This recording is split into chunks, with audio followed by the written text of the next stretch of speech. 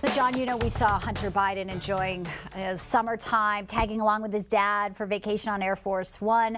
But this fall, it's pretty doubtful he'll be out talking about the movie that sort of centers all around him. Yes, the film comes out in a few days. It's called My Son Hunter, and it's based on investigative reporting, inspired in large part from the information recovered from Hunter's own laptop. Who's the point man for the foreign policy in the Obama regime? Joe Biden. So it looks like you need $1 billion. So the obvious next question is, Where's Hunter? I can remember getting paid some money, but I can't remember what for.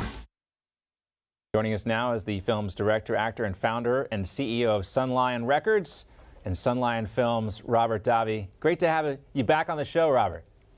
Thanks for having me, John and Bianca.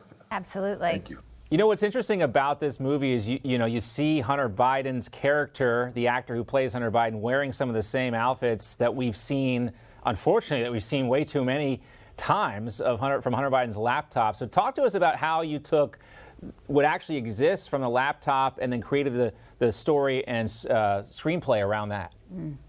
Well, it's always multi-level, you know. First off, the story was by Phil and McAleer, Unreported Story Society, and Brian Godowa, who wrote the screenplay that came to me, and then I worked on it with the writer and developed things. But it's not just that. I also went to Hunter Biden's own autobiography, Beautiful Things, to then extract things that he said, motivations, relationships, conversations, different, to get a better mindset. Because it's, for me, I fashioned the movie after American Hustle by David O. Russell, that film about the Abscam FBI sting, the DiCaprio, Martin Scorsese film, The Wolf of Wall Street, even of the latest Gucci movie that they did about the Gucci family.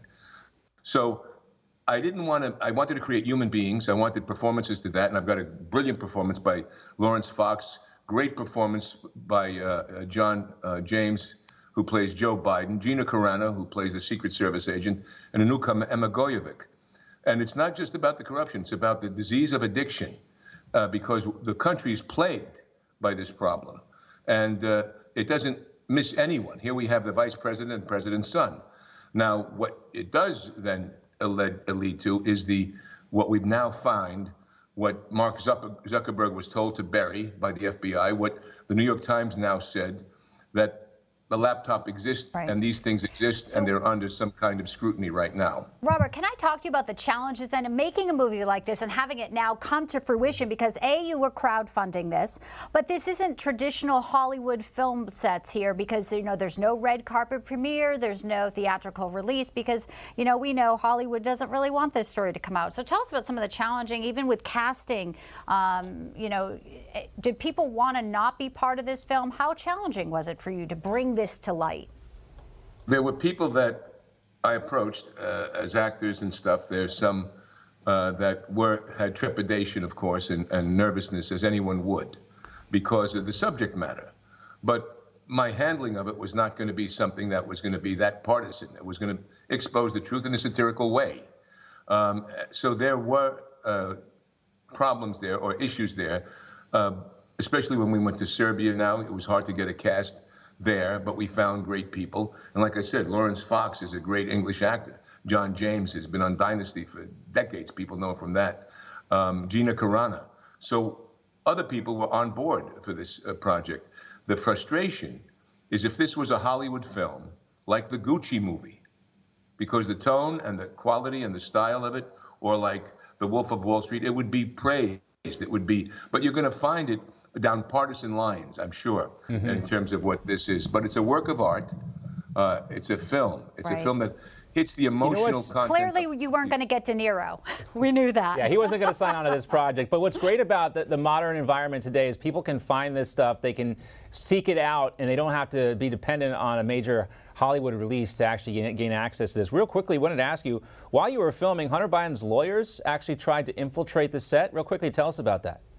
Yes, I just wanted to answer something Bianca said about Robert De Niro. He's a brilliant actor of our time.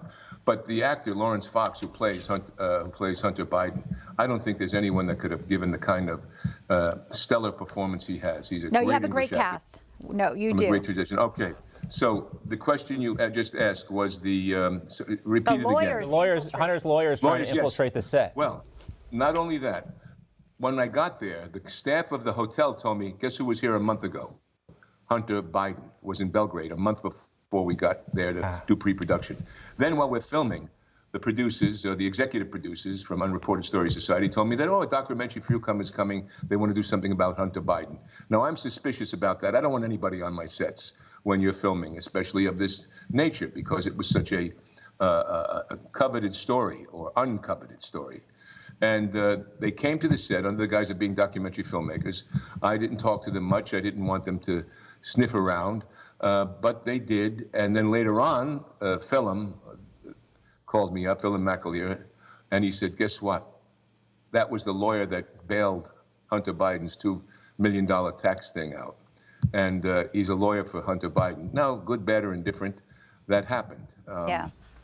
Well, they were interested in your work and your creative process, I guess, air quotes. I'm sure they want a little more dirt on that, but it looks like a great film. It's getting a lot of early great reviews. Yes, and it comes out on September 7th, just one day away.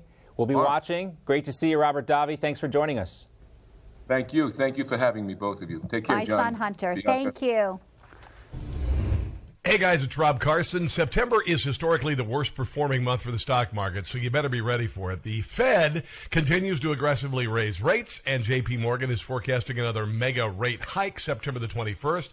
Is that why Jamie Dimon said an economic hurricane is coming our way? Well, gold and silver have remained remarkably stable despite the Fed aggressively raising rates today.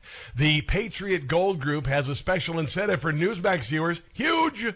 Now precious metals investors can enjoy the no-fee for life gold and silver IRA on qualifying rollovers, or enjoy free, discreet, insured shipping on all direct gold and silver purchases. Here's the number, 800-356-4470. Call 800-356-4470 today.